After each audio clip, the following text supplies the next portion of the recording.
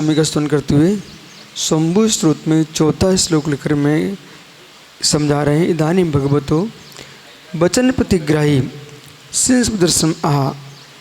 वचन प्रतिग्राही वचनों के ग्रहण करने वाले शिष्य दर्शन आहा भगवान की शिष्य संपदा का वर्णन कर रहे हैं। देखिए शिष्य संपदा, शिष्य भी संपदा होती है सत्यार सागर, समझना, इससे उसकी रक्षा करना पड़ती है, संपदा है। ज्ञानी लोग प्रतिक्षण प्रतिपल आत्मगढ़ की पोषण में लगे रहते हैं। गुण समूह संग, गुणों का समूह ही गण है, उसकी रक्षा करना चाहिए। दुर्लभ है मनुष्य पर्याय है, रत्नत्रय धर्म और वीतराग मुद्रा अत्यंत दुर्लभ है। स्वर्ग में जाकर बैठना ये अनुचित है, मुनि बन के रहना ही श्रेष्ठ है।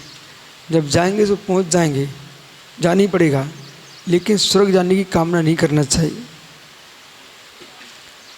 वे अज्ञ पुरुष हैं जो सोचे अब यहाँ से चलो जल्दी स्वर्ग में बैठेंगे।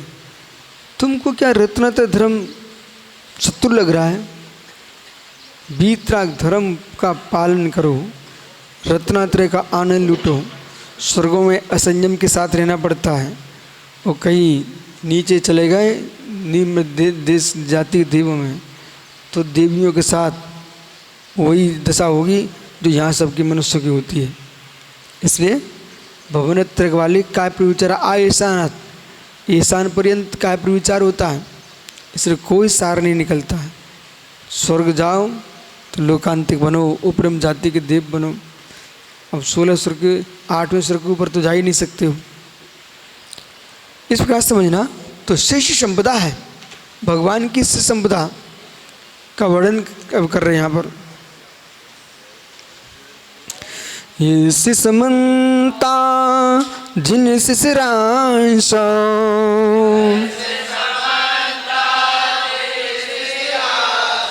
शिष्य की साधु गृह विभो भू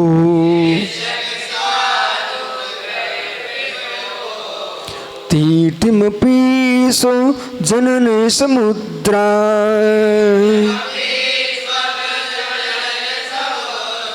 त्रास चत्रोतरणे पतो ग्रहम्।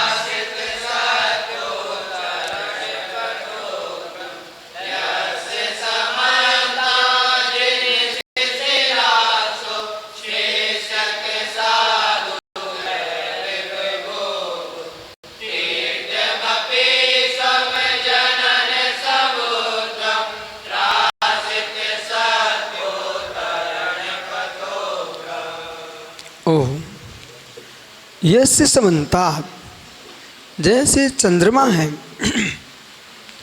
चंद्रमा के चारों ओर तारेगण घेरे हुए हैं, उससे चंद्र श्रवित होता है। ऐसे ही प्रभु मल्लिनाथ स्वामी समन्ता,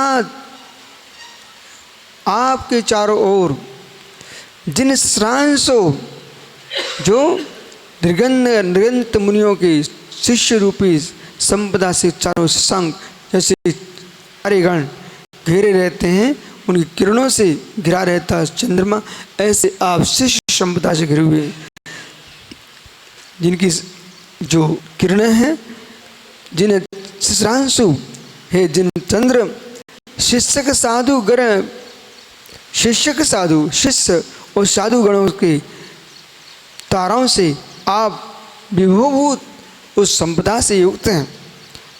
शिष्य संपदा से विभो यानी संपत्ति, अभूत आप किससे घिरे हुए थे? शिष्यों के समूह से घिरे हुए थे, संपदा से घिरे हुए थे। और तीर्थमपि, आपका जो तीर्थ है, आपका शासन है, आपका वचन है, आपका आगम है, वो कैसा है? जनन समुद्र त्रासित, जो संसार समुद्र में त्रसित लोग थे, भयभीत लोग थे, दुखी प्राणी थे, उन सत्यानी प्राणी उत्तीर्ण पथोग्रहम, उनको उतारने के लिए, संसार समुद्र से पारने के लिए पथ प्रदर्शक हैं। ऐसे भगवान मल्लिनाथ स्वामी हम सबके शरणभूत हों। क्या ये शिष्यमंता जिन शिशिरांशो शिष्य के साधु गृह विभो भूत तीर्थमपि स्व जनन समुद्रा त्रासी शत्रो तरणे पथोग्रम। इसमें न्याय। हे प्रभु मल्लिनाथ, तीर्थ, जगत के जो तीर्थ कुतीर्थ हैं वे शमी डूब रहे हैं, वो जगत को क्या तैरा पाएंगे। आप ऐसे तीर्थ हैं, आपका तीर्थ शासन शादबाज शासन है, इसलिए आप ही श्रेष्ठ तीर हो। जगत के दुखी प्राणियों को संसार से पार कराने में समर्थ हैं। ये मतार्थ, ये और यस्य मल्लिना स्वामी समन्ता सर्वतः अंशा किरण।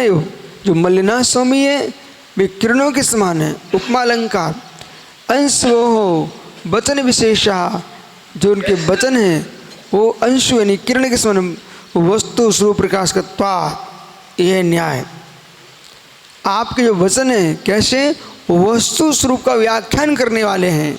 वो वस्तु स्वरूप कैसा है? अनंत धर्मात्मक है। अनंत धर्मात्मक वस्तु स्वरूप को व्याख्यान करने वाले हैं। आप एकांतिक व्याख्या करने वाले नहीं हैं, आप अनंत धर्मात्मक वस्तु स्वरूप व्याख्या करने वाले हैं। वो अनंत धर्म मानने वाला वस्तु में जैन दर्शन है। वस्तु स्वरूप प्रकाश करता शिश्राम शकल लोप्य कत्वेना शीतला, संपूर्ण लोक के लिए व्याप्य ऐसा शीतल अंश हो, शीतल किरणों से युक्त वचनानी। आपके वचन कैसे हैं? जैसे शीतल किरणें होती हैं चांद की, ऐसे प्रभु आपके शीतल जो वचन हैं वे संपूर्ण जगत के प्राणियों को शीतलता प्रदान करते हैं। सा यथा यश तथोक्ता जिनश्चासु, वे इस प्रकार जिन शिशिरांशु, शिशिर यानी शीतल किरणों से युक्त तस्। और प्रभु कैसे हैं? शिशिरांशु शीतल किरणों से युक्त हैं। और शिक्षक साधु ग्रह में वो भूत, जो शिक्षक और साधु ग्रह हैं वे तारागण के समान विभव को प्राप्त है, विभूति को प्राप्त है। शिष्य का हस्ते साधुश्य यतियो, शिष्य साधुत्यो भव्या। अब ध्यान दीजिए, साधु अलग है, शिष्य अलग है। तो शिष्यों में तो बहुत सारे दीक्षित अदीक्षित बहुत सारे शिष्य हो जाते हैं, वो साधु। भव्यांबा भव्य प्राणी त एव ग्रह तारकास्तेषाम, बेये तारे बेये ग्रह विवाह संपत्त। वही है संपत्ति। शिष्य संपदा बहुत महत्वपूर्ण रहती है। जैसे पूरा विश्व भारत की ओर क्यों देख रहा है? क्योंकि यहाँ पर संख्या की संपत्ति है, तो सारी खपत होती है, पूरे विश्व के सामग्रियाँ बिकती है। हर व्यक्ति देखता है, अरे खेतों में, खलिहानों में, पहाड़ों पर्वतों पर कौन सा तुम्हारा सामान बिकेगा? भले कोई देश बड़े बड़े हों, पर्वत हैं, नदियां हैं, भूमि पड़ी है, पर संख्या ही नहीं है। इतना बड़ा देश, बोले 14 करोड़ लोग रहते हैं रूस में। कितना बड़ा देश है, भारत से 8 गुना। और भारत में एक प्रांत में इतने लोग मिल जाएंगे। उत्तर प्रदेश में चले जाओ हमारे, ठीक है। अब सोचिए, संख्या की अपेक्षा से उत्तर प्रदेश देश बन गया। मध्य प्रदेश देख लो, महाराष्ट्र देख लो।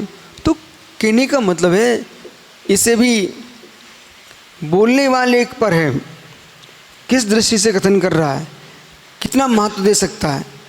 वे अज्ञानी हैं, बोले क्या संख्या भर के रखी हुई है, भीड़ लगा के रखी है, ऐसा वचन बोल दो तो हीन भावना खड़ी कर दो।